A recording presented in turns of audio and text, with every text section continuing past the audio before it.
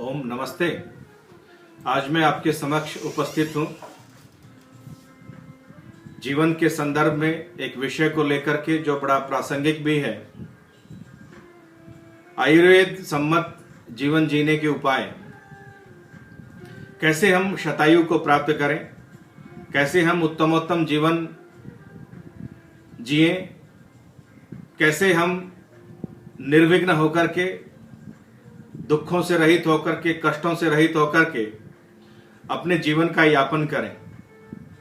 तो आयुर्वेद शास्त्र में अनेक आचार्यों ने, जिसमें महर्षि चरक हैं, सुश्रुत हैं, महर्षि वाग्भट्ट हैं, अनेक विषयों का प्रतिपादन करते हैं जो व्यक्ति को दीर्घजीवी होने के लिए, शतायु होने के लिए अपने जीवन में उनको अवश्य अपनाना चाहिए। जैसे कहा गया कि आयुर्वेद किसको कहा गया, तो वहां परिभाषा दी गई, हिताहितम सुखम दुखम आयु तस्य हिताहितम मानम च यत्रोक्तम आयुर्वेदः स उच्यते। दो प्रकार की आयु है, एक का नाम हितायु है, एक का नाम अहितायु है। एक का नाम सुखायु है और एक का नाम दुखायु है।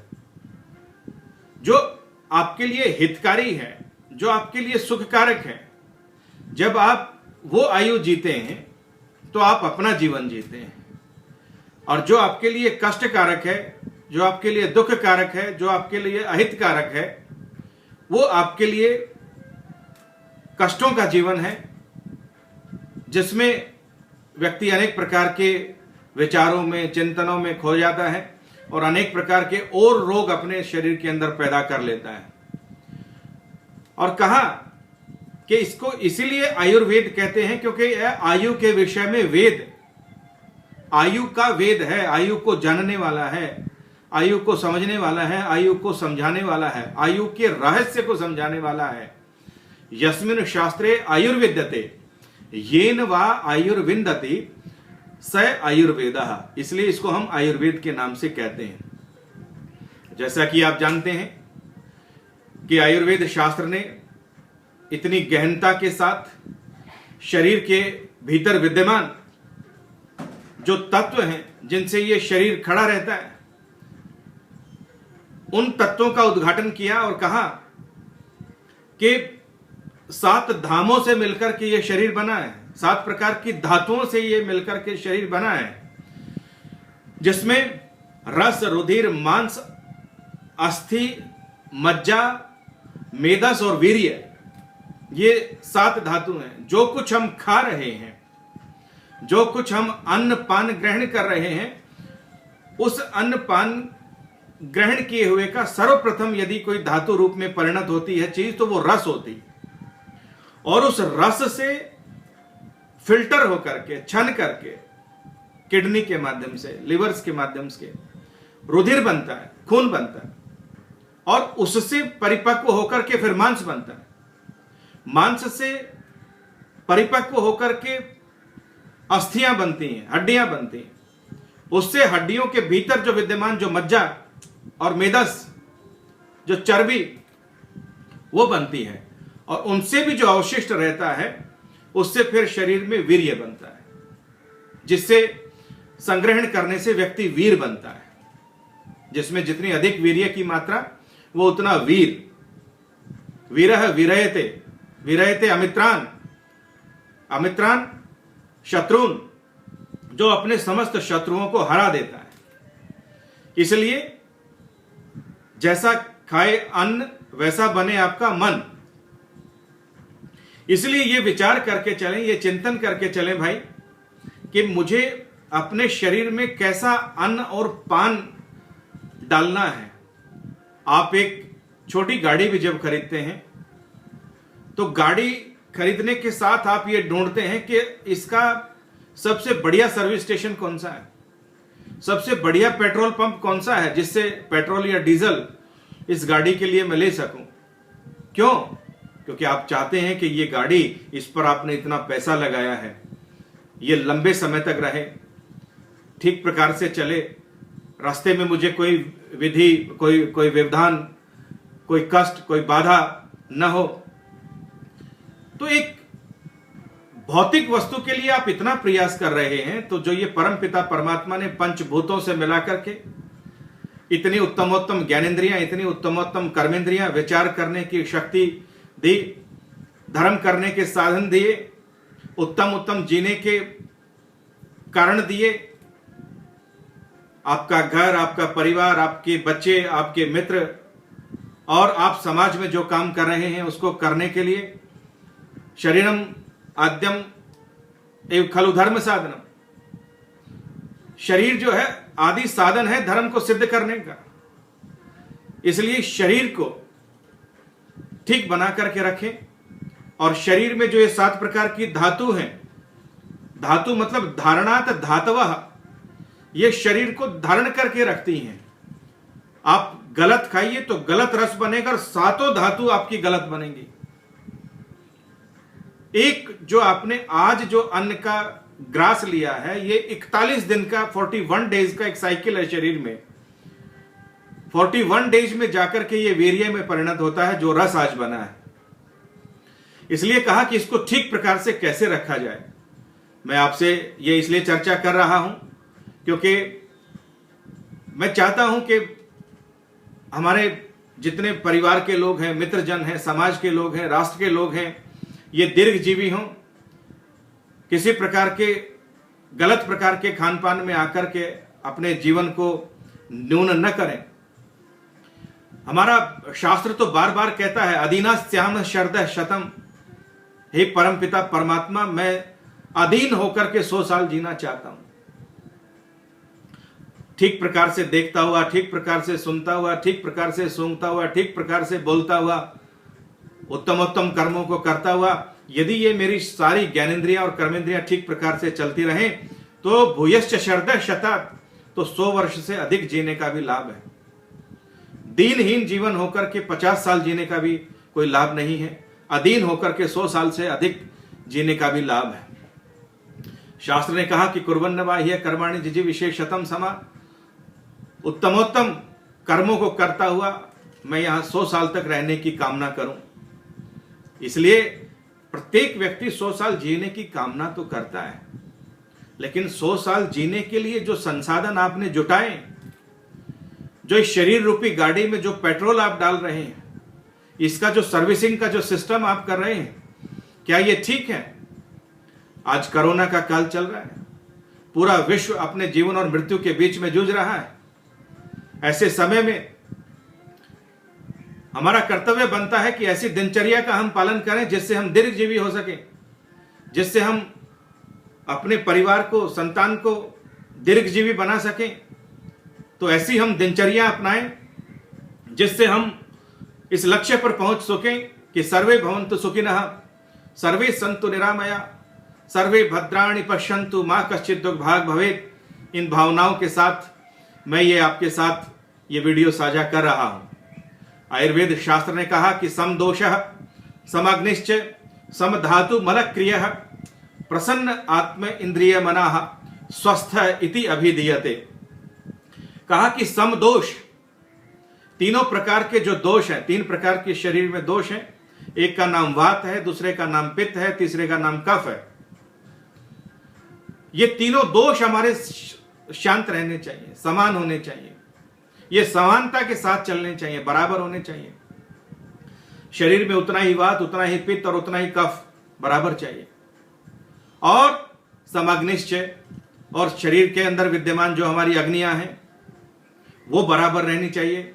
और सम धातु, ये जो धातु हैं, जो रस है, रुधिर है, अस्थि, मांस, मज्जा, मेद, मेदस और वीर्य, ये जो 7 प्रकार की धातुएं हैं, ये भी समान रूप से जब बनेंगे शरीर में तो शरीर स्वस्थ रहेगा। सम धातु, सारी धातुएं बराबर बराबर बनती रहनी चाहिए। मल क्रिया, और मल और मूत्र की जो क्रिया मेरे शरीर में हो रही है, ये समान रूप से निर्बाध गति से चलती रहे। उपस्थित बंधुओं, मैं आपसे कहना चाहता हूं कि मल और मूत्र आपके स्वास्थ्य का परीक्षण करता है। आपकी ये जो आंखों के नीचे जो ये कॉर्निया है, ये जैसे मैं दिखा रहा हूं, इनको देख करके आप अपने शरीर में समझ सकते हैं कि आपके शरीर का एचबी कितना है। ये कॉर्निया आपके शरीर के जितने लाल होंगे उतने शरीर में आपके रक्त की मात्रा ज्यादा है। जितने ये सफेद होते चले जाएंगे उतना शरीर में आपके रक्त की मात्रा कम है। आप अपनी जीवा को यदि बाहर निकाल के देखेंगे तो आपकी जीवा यदि एकदम से लाल है, आप एकदम से स्वस्थ हैं, वो पीले रंग की है, सफेद रंग की है, मटमैले रंग की है, ये आपको निशानी है। आपको कहीं जाने की जरूरत नहीं, कोई टेस्टिंग कराने की आवश्यकता नहीं है जब तक बहुत आवश्यक ना हो। केवल आप अपने लक्षण शास्त्र से अपनी चिकित्सा कर सकते हैं। बार बार जीवा को देखते रहिए, जीवा के अंदर क्या क्या परिवर्तन आ रहे हैं।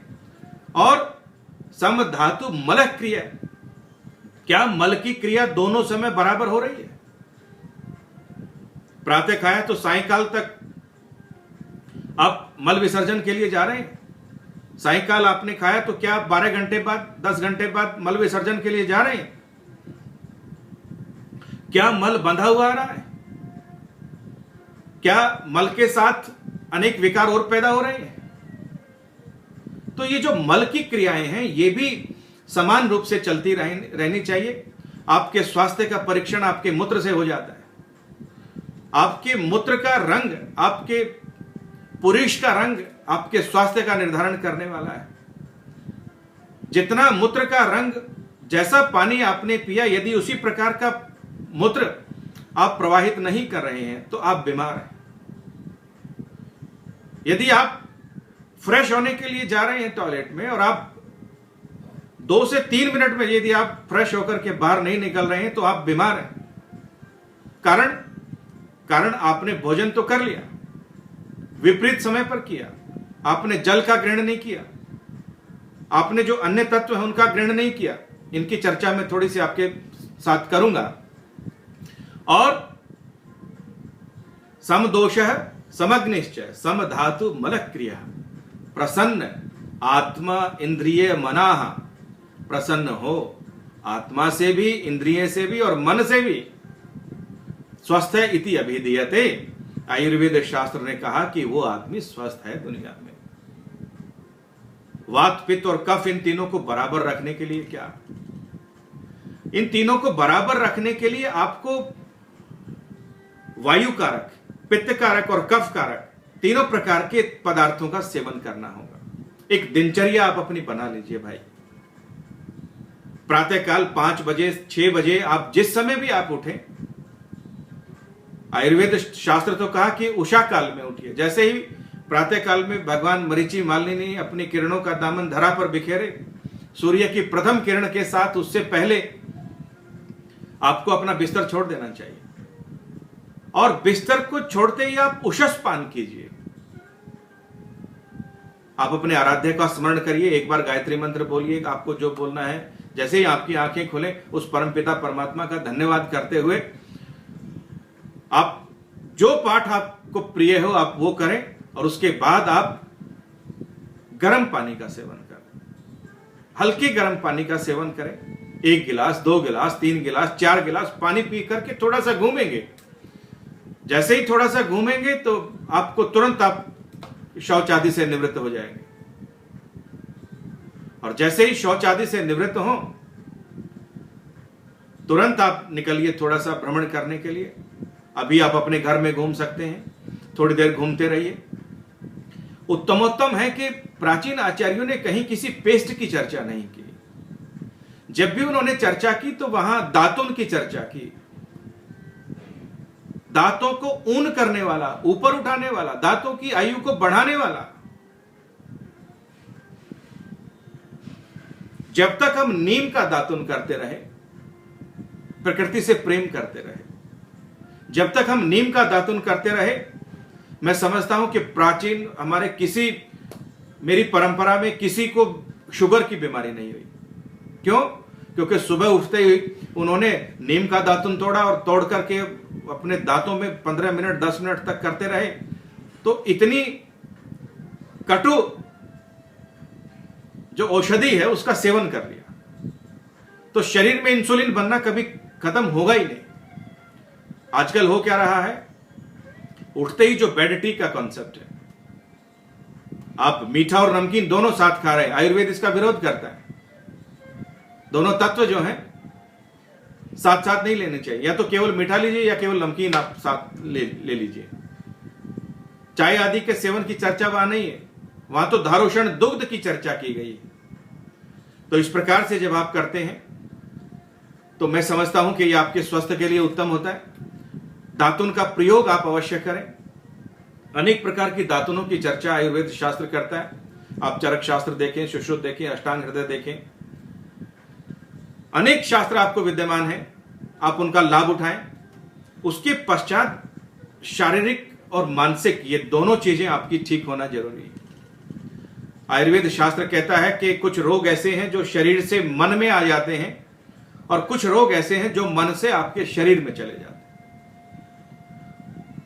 आधुनिक जीवन में हम बहुत भागदौड़ भरा जीवन जी रहे हैं। जिस सुख के लिए हम बहुत सारे अपनी चीजों को, अपने परिवार को छोड़ करके बाहर निकले थे, अधिक सुख मिलेगा, अधिक सुख मिलेगा, तो आकर के देखा कि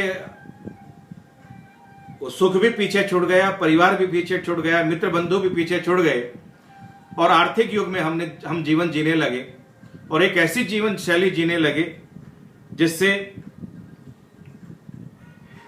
अनेक प्रकार के रोगों ने हमारे को घेर लिया। अधिकाधिक धन कमाने की लालसा, अधिकाधिक पदों पर ऊपर से ऊपर जाने की लालसा, अधिकाधिक अपने भोग और विलास की वस्तुओं को बढ़ाने की लालसा, पुत्रैषणा, लोकैषणा, वित्तैषणा, तीनों प्रकार की ऐषणाओं ने हमारे को घेर लिया। इतना अधिक मानसिक तनाव आजकल हम झेलते हैं कि उस मानसिक तनाव से जिस मूल लक्ष्य के लिए हम आए थे वो ही भूल जाते हैं, और उस मानसिक तनाव से हमारा बीपी, हमारा sugar, hypertension, brain haemorrhage, heart attack, joint pains, आपका जितना आप तनाव में रहेंगे उतना आपका जो बॉडी का सिस्टम है वो डिस्टर्ब होता चला जाएगा। आप जितने तनाव में रहेंगे उतना आपका पेट खराब होता चला जाएगा। जितने आप मानसिक चिंतन में रहेंगे उतना आप अपने शरीर के साथ अन्याय कर रहे हैं। ईश्वर ने जो कुछ दिया है आप उसमें प्रसन्न रहना जिस दिन सीख जाएंगे उस दिन आप स्वस्थ भी रहने लगे। भोगा न भुक्ता वयमेव भुक्ता,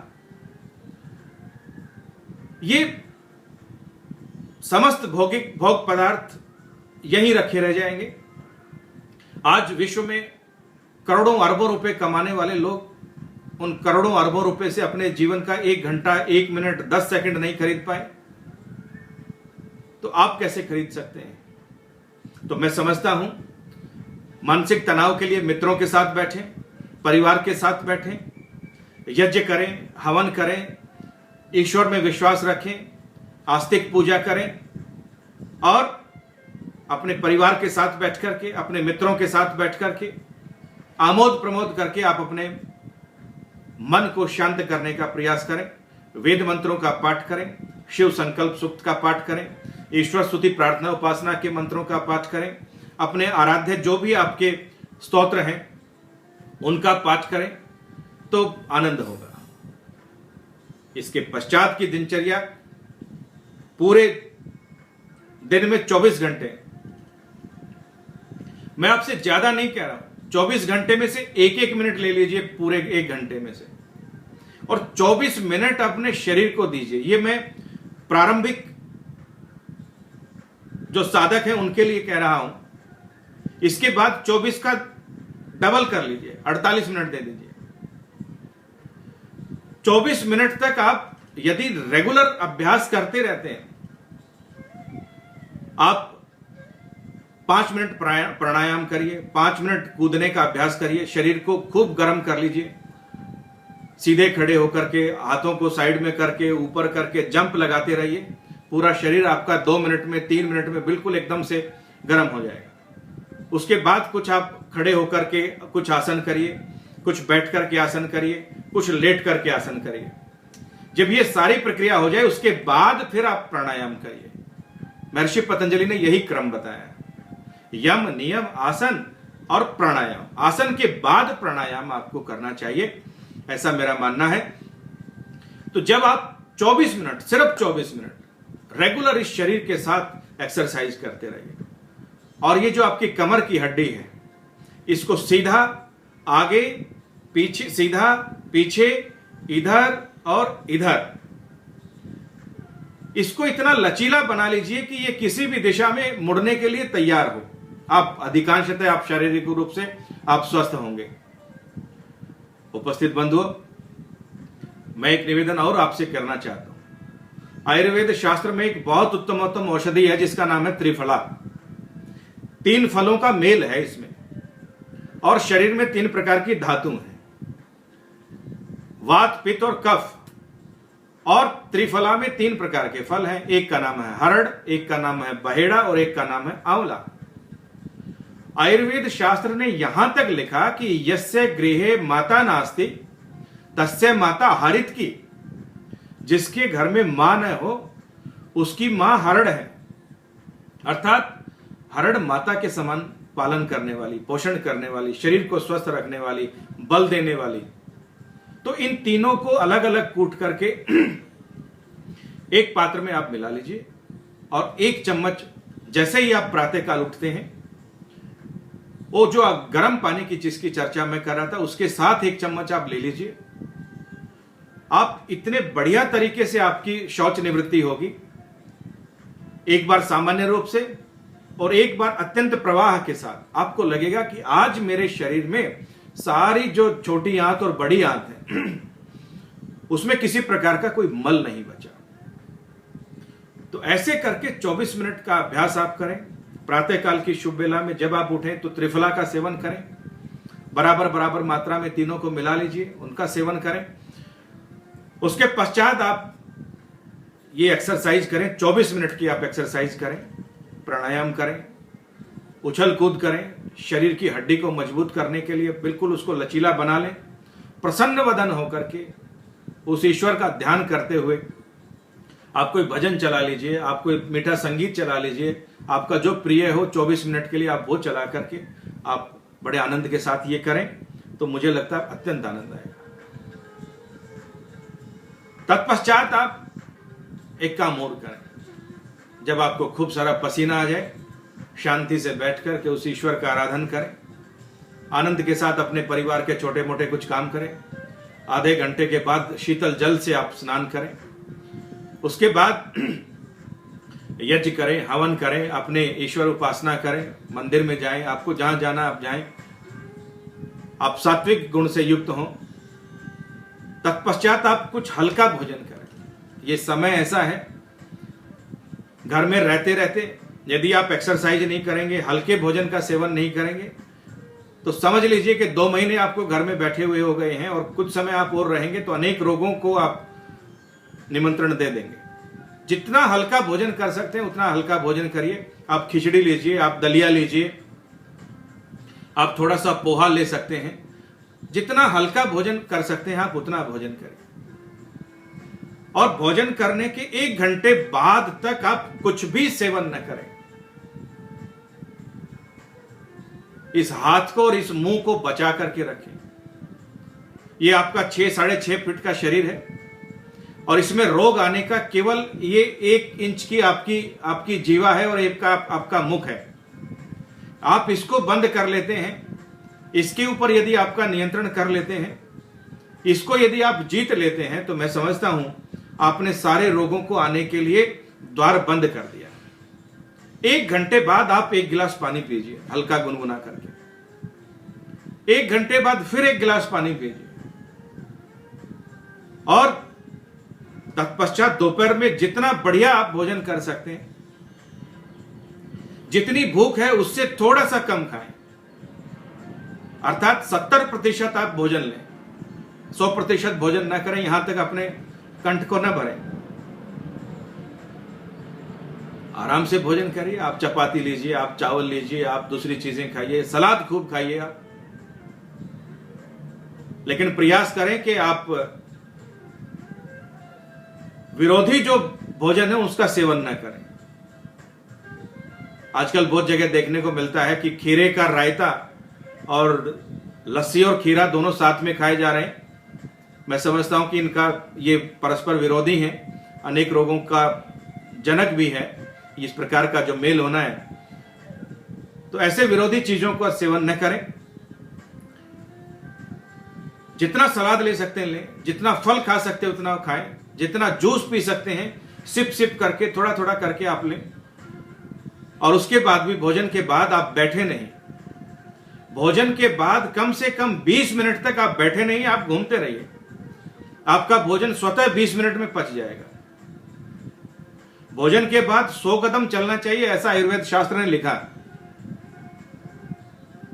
100 कदम भी चलिए और 15-20 मिनट तक बैठिए नहीं, थोड़ा थोड़ा घूमते रहिए। उसके बाद लगेगा कि आपका शरीर हल्का हो रहा है, सत्व गुणात्मक हो रहा है।